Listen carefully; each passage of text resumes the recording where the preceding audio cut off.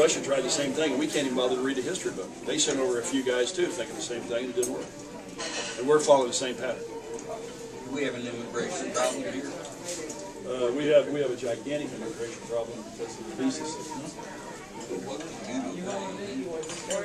Well, there's three things you need. You holler Rick, you want to show up the fight. The visa system, we have a system from which to infiltrate people in the United States. What's drinking? You're an immigrant. Hot tea? I'll tell you what, hey, my family came from Germany decade, countries ago. So we've got to remember this country was built of immigrants. That said, we need to have control of it. We have allowed ourselves to be very porous, almost nonchalant about that situation. We have a visa program.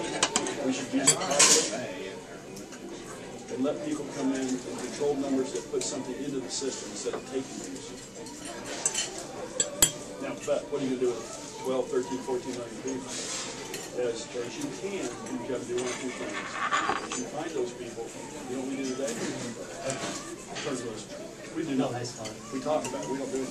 You need to pick them up and ship them back. Not that you're going to go out in a big raid and start collecting them, but as we find them in places, they have to go back. They can apply through the visa system, start over. The last thing you need to do is you've got a border that is as porous as well, it's not even porous. It's a big hole. Well, it's just, you can walk across any place you want.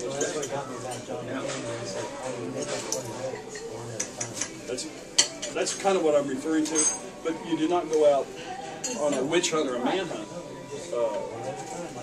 Real quick, a short story. Years ago, 7 or 8 years ago, I had a gentleman here in Wichita and his wife. His wife worked for me.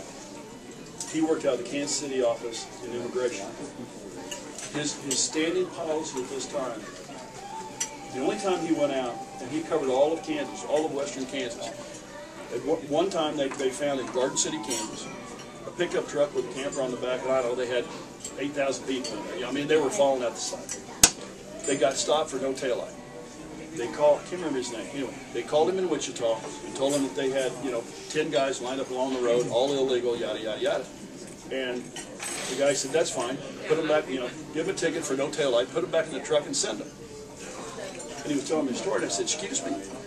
And he goes, my marching orders from the United States government, my marching orders are, they haven't broken law, like robbed somebody, shot somebody, something like serious. Nope.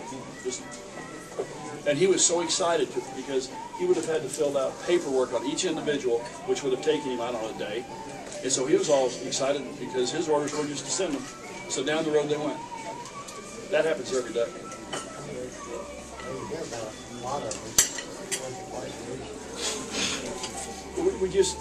It's going to be a process ongoing for years and years and years. But the problem we have, we never start. I mean, it's like a race, you got to start.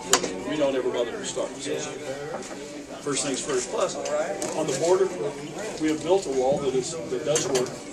But we have about 670 miles. That's it. So once again, depending on the administration, we come in and we'll build 2 miles of wall, and then all of a sudden we're off on another tangent, and we forget, and we don't care. We just don't have we need to keep our nose stuck to the grindstone a little bit and stay on some certain issues if we want things to improve, which we do not do.